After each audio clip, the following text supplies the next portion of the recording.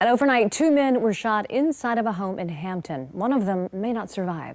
This happened on Glendale Road, right off of Victory Boulevard.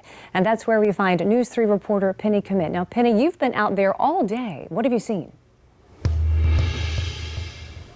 Yeah, well, despite the shooting happening just about before 4 this morning, the scene still pretty active, which is a bit longer than what we usually see. If you take a look over my shoulder, you can see still a lot of crime scene tape, plenty of police vehicles still here. And we're actually showing you the house that we saw police going in and out of. And while I was out here this morning, I spoke with neighbors who tell me that unfortunately, overnight shootings are pretty common around here and are worried for the children who walk this street to get to school.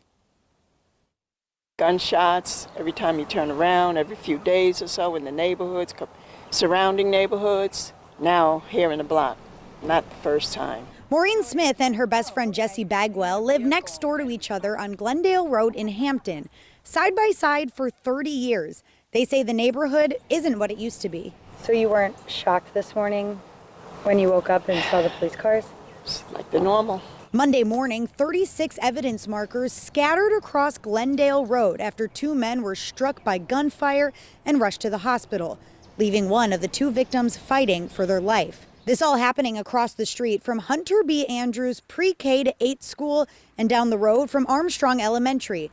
Maureen and Jessie say many neighborhood kids walk to these schools, sometimes passing shell casings on the ground. I definitely feel for the children that have to grow up here. Now the pair of best friends relying on the city to do something. We had drive-bys before, and the police come out and they show a presence, and we do neighborhood walks, and then it just all goes away. It gets quiet, and then the gunshots come back again. But the two say they're still determined to stay in the neighborhood that they've called home for 3 decades. We worked hard to pay for these homes. Yes.